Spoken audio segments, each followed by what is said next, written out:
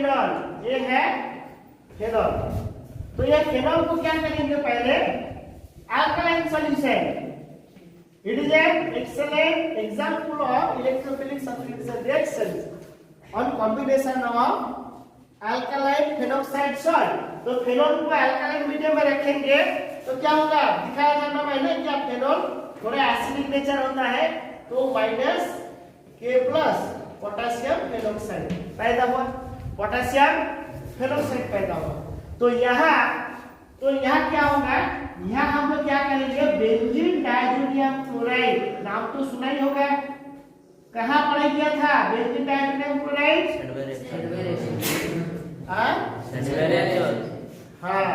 Sandberg reaction. Okay okay, और कहा phenol का प्रिपरेशन चैप्टर में पढ़ा बताया था क्या, वाइट रेड कलर यानी scarlet red dye benzene diazonium salt को पानी देकर यानी उबला हुआ पानी के अंदर बूंदे बूंदे डालते रहोगे तो ये डिस्ट्रॉय हो जाता है, नाइट्रोजन गैस निकलता रहता है वहां से और फेनॉल में बन जाता है, फेनॉल बन जाता है यहाँ।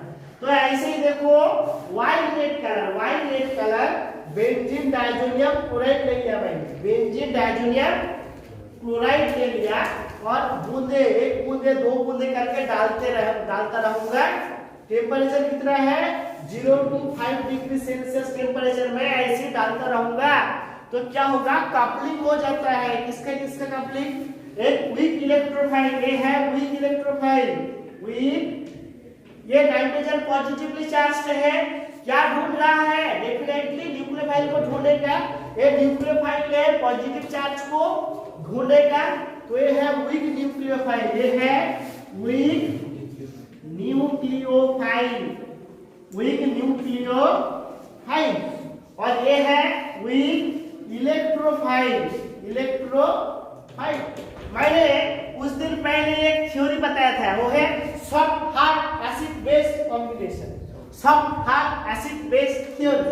तुम जैसे हो तुम्हारा दोस्त भी ऐसा होगा, तुम सॉफ्ट हार्टेड हो तो तुम्हारा सारा दोस्त भी सॉफ्ट हार्टेड होगा, क्योंकि bars of sympathies flow together, क्यों होता ये नहीं। तो ये वीक इलेक्ट्रोफाइल और ये वीक न्यूक्लियोफाइल, ये दोनों का बीच कॉम्बिनेशन होगा, लेकिन याद रखना टेम्परेचर 0 to 5 डिग्री सेल्सियस तक होगा तो अच्छा होगा बेटा, 100% समझ में है ना। तो 0 to 5 डिग्री सेल्सियस टेम्परेचर तक रहेगा तो अच्छा होगा, इसका कॉम्बिनेशन अच्छा होगा, नहीं तो क्या होगा, बर्बाद हो जाएगा। तो याद रखना ये जो कपलिंग रिएक्शन है, कपलिंग क्यों, क्योंकि यहाँ ये जो फेनोक्साइड है, फेनोक्साइड का कार्बन रूट से यहाँ कॉम्बिनेशन होगा, ओके। तो कॉम्बाइन होकर क्या पैदा होगा, बेंजीन डायजोनियम क्लोराइड से पैरा हाइड्रोक्सी डायजोबेंजीन, पैरा हाइड्रोक्सी, ऐसे ही एक रेड कलर का डाई मिलेगा, रेड डाई मिलेगा। आजकल जानते हो ना लोग बालों में बहुत सारे डिजाइन करते हैं, जेल लगाते हैं, कलर लगाते हैं, अलग अलग टाइप का लगाते हैं, नहीं फैशन है, सोशल मीडिया में देखोगे बहुत सारे ऐसे डीपी देकर छोड़ते हैं ऐसे ही। तो ये वाला जो जितने भी डाई है कलरिंग, टेक्सटाइल इंडस्ट्री में जितने भी कलरफुल शर्ट हम लोग पहनते हैं, जो भी कपड़ा है तो वो भी किससे बनता है, ऐसे डाई से बनता है, रेड डाई, ओके। तो ये ऐसे पैदा हुआ कपलिंग, तुम कहोगे सर कपलिंग कहाँ है, तो ये दिखाई दिया नाइट्रोजन वीक इलेक्ट्रोफाइल, नाइट्रोजन से कार्बन कंबाइन हुआ, देखो फेनॉल का कार्बन के साथ बेंजीन डायजोनियम क्लोराइड का नाइट्रोजन कंबाइन हो गया, कपलिंग हो गया, इसको कहते हैं CN कपलिंग यानी कार्बन नाइट्रोजन कपलिंग। याद रखना, नोट में है, डिस्कस कर दिया। Diazo coupling reactions of phenol जरूर देखना, फेनॉल चैप्टर में है। तो ये डायजो कपलिंग रिएक्शन है, तो डायजो कपलिंग रिएक्शन और एक बार रिपीट करता हूं, लिख लेना, कंपेयर कर लेना। तो बेंजीन डायजो कपलिंग रिएक्शन एक अनोखा एग्जांपल है, इलेक्ट्रोफिलिक सब्स्टिट्यूशन रिएक्शन का एक अनोखा एग्जांपल है, जहां क्या होता है, एक वीक इलेक्ट्रोफाइल डायजोनियम सॉल्ट के साथ एक वीक न्यूक्लियोफाइल, समझ में आया बेटा, जो समझ, एक वीक न्यूक्लियोफाइल यानी पोटेशियम फेनोक्साइड सॉल्ट, दोनों कंबाइन होता है, दोनों कंबाइन होता है। तुम कहोगे क्या सर यहाँ इलेक्ट्रोफिलिक सब्स्टिट्यूशन कहाँ हुआ? क्योंकि यहाँ देखो ऑक्सीजन नाइट्रोजन से कंबाइन नहीं हुआ, कार्बन नाइट्रोजन से कंबाइन हुआ, मतलब ये बेंजीन रिंग का सब्स्टिट्यूशन हुआ, बेंजीन रिंग का सब्स्टिट्यूशन हुआ। और जहां नाइट्रोजन और कार्बन कंबाइन हुआ, कपल हो गया, इसको कहते हैं CN कपलिंग, CN कपलिंग। और ये जो वीक इलेक्ट्रोफाइल मैंने ले लिया था, ये कौन सा वाला कंपाउंड है? Benzene disodium chloride. इसका कलर क्या है? White red colour, white red colour solution. और एक चीज, और एक चुनौती है क्या इसी रिएक्शन को आगे बढ़ाने के लिए तुमको टेम्परेचर 0 से 5 डिग्री तक रहना चाहिए। टेम्परेचर ज्यादा हो जाए तो ये डाई नहीं मिलेगा, ये पूरा रिएक्शन बर्बाद हो जाएगा। समझ में आया? तो डायजो कपलिंग रिएक्शन का कंडीशन 0 to 5 डिग्री तक होना चाहिए, ना उससे ज्यादा। कम हो सकता है, लेकिन ज्यादा हो गया टेम्परेचर तो ये डाइजेनियम सॉल्ट टूट जाएगा, डाइजेनियम सॉल्ट टूट जाएगा। क्या होगा? फेनॉल पैदा हो जाएगा। क्या पैदा हो जाएगा? फेनॉल पैदा हो जाएगा। याद रखना कंडीशन। ओके, तो ये है डायजो कपलिंग रिएक्शन। ये फेनॉल को आइडेंटिफाई करने का तरीका है। तो और एक कन्फर्मेटरी टेस्ट, फेनॉल का और एक कन्फर्मेटरी टेस्ट हम लोग पढ़ाई कर लिया। ओके, संध्या क्लियर? फेनॉल का कन्फर्मेटरी टेस्ट ये है। राइमन-टीमन रिएक्शन ऑर्गेनिक सिंथेसिस में एक अनोखा एग्जांपल है। क्यों अनोखा है? क्योंकि यहाँ फेनोलिक कंपाउंड से हम लोग एल्डिहाइड और कीटो कंपाउंड बना सकते हैं, कार्बोक्सिलिक सॉल्ट बना सकते हैं, लेकिन इसका एक लिमिटेशन है। तो ये सिर्फ फेनोलिक कंपाउंड से फेनोलिक एल्डिहाइड बना सकता है। चलो दिखाएंगे। तो राइमन-टाइमन रिएक्शन क्या है? राइमन-टाइमन रिएक्शन ऑर्गेनिक सिंथेसिस में एक अनोखा और इंपोर्टेंट ऑर्गेनिक नेम रिएक्शन है, जहां क्या होता है, एक फेनोलिक कंपाउंड से हम लोग फेनोलिक एल्डिहाइड बना सकते हैं, फेनोलिक एल्डिहाइड और फेनोलिक कार्बोक्सिलेट सॉल्ट बना सकते हैं। ओके, तो इसका रिएजेंट क्या है इसके बारे में सीख लेते हैं। इसका जो पहला कंडीशन है, फेनॉल को अल्कली में डिसॉल्व करना, मतलब फेनॉल प्लस पोटेशियम हाइड्रोक्साइड, इसको पहले सॉल्ट बनाएंगे। क्या बनाएंगे? सॉल्ट बनाएंगे। तो नंबर 1 इसको क्या करेंगे? पोटेशियम हाइड्रोक्साइड देकर सॉल्ट बनाएंगे, और वही सॉल्ट का अंदर नंबर 2 सेकंड पोजीशन में क्लोरोफॉर्म एंड एनेस्थेटिक मटेरियल, इसका अंदर क्लोरोफॉर्म छिड़क देते हैं। क्लोरोफॉर्म क्या है? 1,1,1 ट्राइक्लोरोफिनोल, वो क्लोरोफॉर्म कहते हैं। एनेस्थेटिक मटेरियल, पुराना जमाने में जो सर्जन है ना, डॉक्टर सर्जन क्या करते हैं, तुम्हारे शरीर को आग काटने के लिए ये वाला ऐसे ही दे देते हैं। ओके, आजकल वो वाला इस्तेमाल नहीं करते। क्यों नहीं करते? बाद में डिस्कस करूंगा। क्लोरोफॉर्म पुराना हो जाए तो ये जहर की तरह काम करेगा, उसका होश नहीं आए, मतलब मर जाएगा। इसलिए क्लोरोफॉर्म को आजकल एनेस्थेटिक मटेरियल यूज नहीं करते, हिसाब से यूज नहीं करते।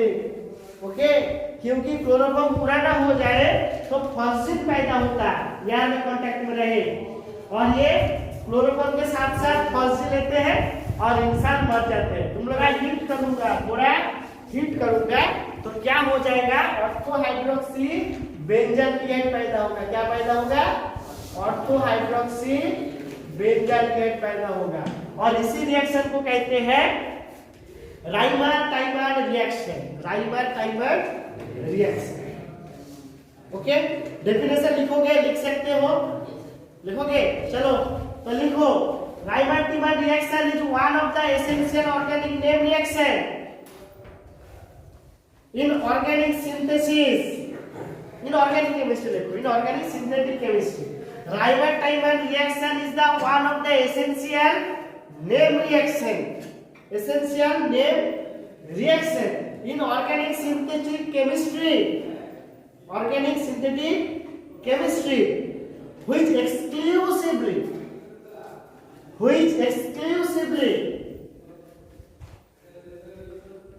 often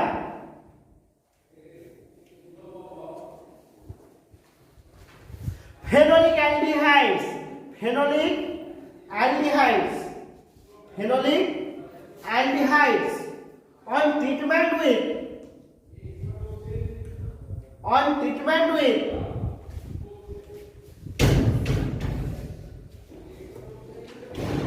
potassium phenoxide salt,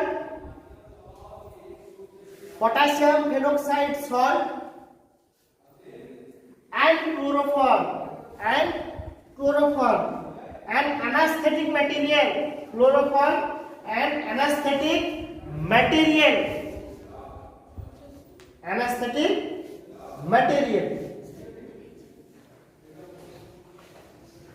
नीचे पारा करके लिखो। This speciality of the above reaction is, ये रिएक्शन की स्पेशलिटी क्या है? This speciality of the above reaction is the entire reaction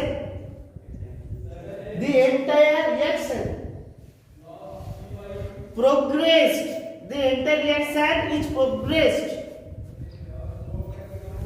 the entire reaction is progressed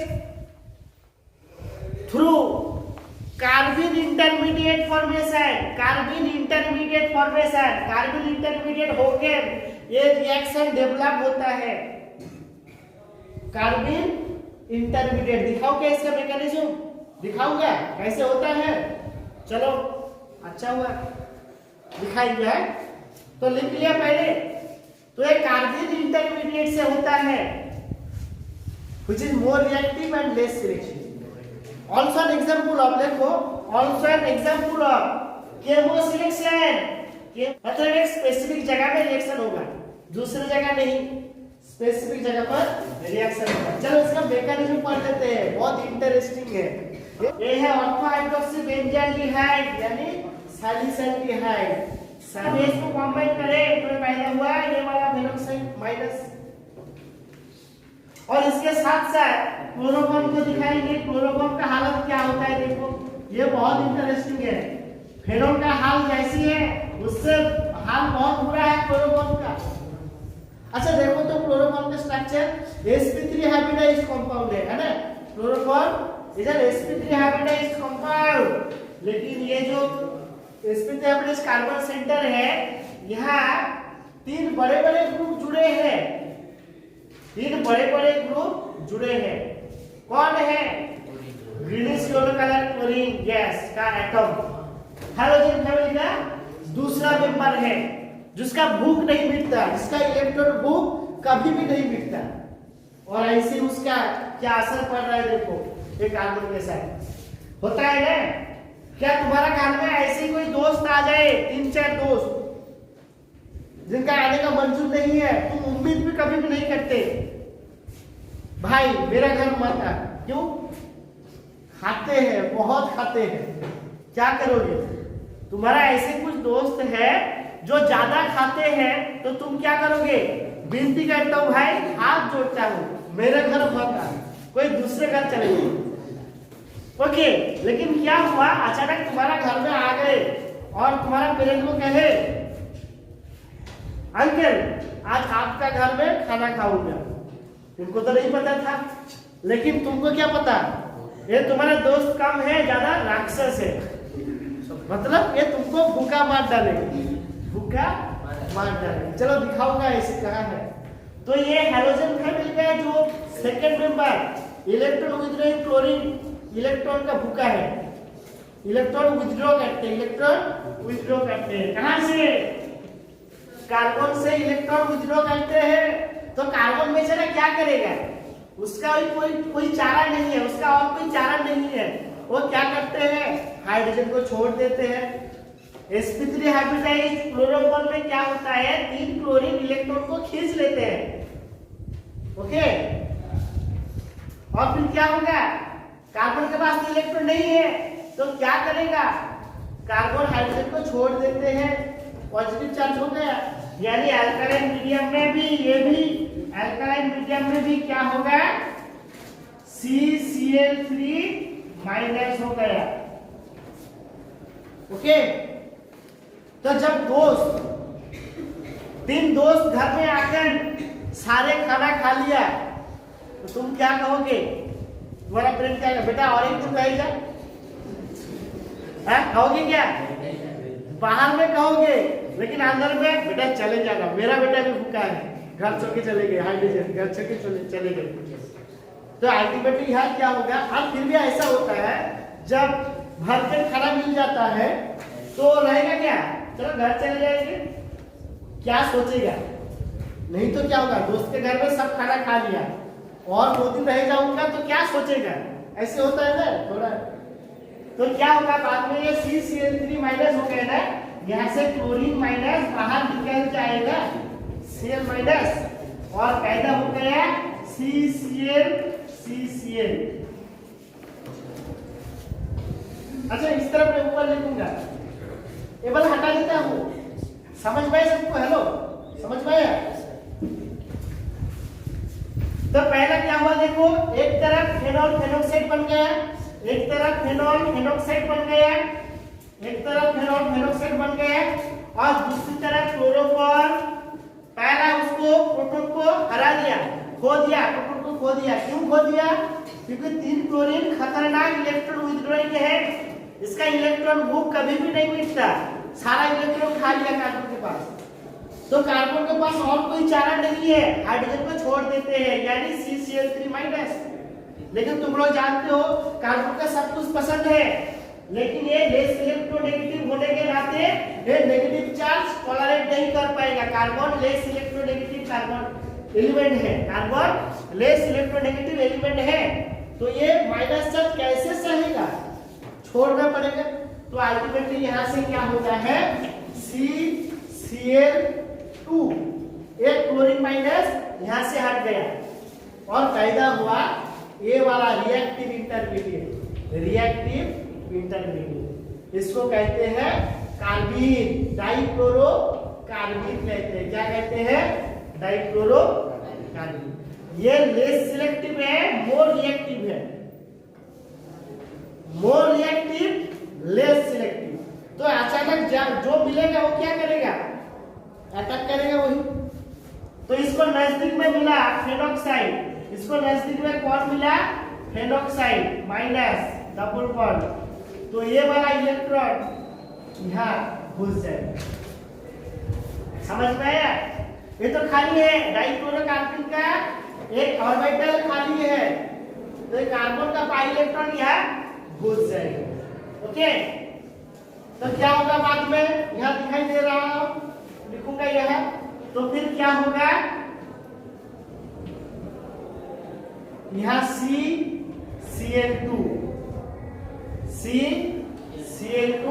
और यहाँ क्या होगा? माइनस हो जाएगा, माइनस। दिखाई दिया? Hello, clear? घोष। तो फिर ऑर्बिटल क्लोरीन बाहर चला जाएगा। क्लोरीन नेगेटिव चार्ज पसंद नहीं है कार्बन को, और कंटिन्यूअसली नेगेटिव चार्ज हट गया यहाँ से, तो उसी जगह वही ग्रुप घुस जाता है, क्योंकि मीडियम में केवल है। और अल्टीमेटली मैं डायरेक्ट लिख रहा हूँ, यहाँ से हाइड्रोजन निकल जाएगा और यहाँ CHO हो जाएगा। डायरेक्ट लिख दिया, मैकेनिकल जरूरी नहीं। ओके, इतना ही याद रखना। तो यहाँ से क्लोरीन बाहर निकल जाएगा और क्या होगा? ये वाला CCl2 वाला ये हाइड्रोलिसिस होकर CHO हो जाएगा, यानी एल्डिहाइड ग्रुप हो जाएगा। इसका डिटेल्स में कर कहोगे तो धीरे धीरे इसको हटाना पड़ेगा, रिएक्शन होगा। ओके, सिर्फ इतना ही लिखना। यहाँ से क्लोरीन बाहर निकल जाएगा, वही ग्रुप यहाँ अटैक करेगा कॉन्टिन्यूअसली, और अल्टीमेटली रीअरेंज होकर सैलिसाइलाइड पैदा हो गया। सैलिसाइलाइड पैदा हो गया, क्योंकि ये सिलेबस में नहीं है, फिर मैं डिस्कस कर रहा हूँ याद रखने के लिए। ओके, तो ये कौन सा वाला कंपाउंड है? राइबर ट्राइबर रिएक्शन, राइबर ट्राइबर रिएक्शन। लेकिन मैं तुम लोगों को एक सवाल पूछूंगा, क्या मैंने यहाँ क्या डाला? कार्बन क्लोरोफॉर्म डाला, लेकिन कभी कभी एग्जामिनेशन में सवाल पूछा जाएगा। अच्छा, और एक चीज, इसको हटा देते हैं।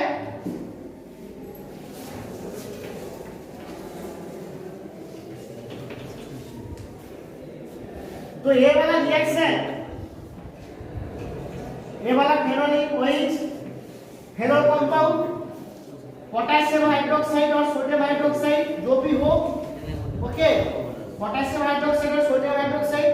और नंबर 2 क्लोरोफॉर्म की जगह कार्बन टेट्राक्लोराइड डालोगे तो क्या होगा, याद रखना, क्लोरोफॉर्म की जगह कार्बन टेट्राक्लोराइड डालोगे तो भी ये राइबोसोमल रिएक्शन है, लेकिन सैलिसाइलेट की जगह जो चीज पैदा होगा वो है salicylic acid. Very very important, salicylic acid पैदा होगा, सैलिसाइलिक एसिड, सैलिसाइलिक एसिड पैदा होगा, याद रखना, सैलिसाइलिक एसिड बनेगा।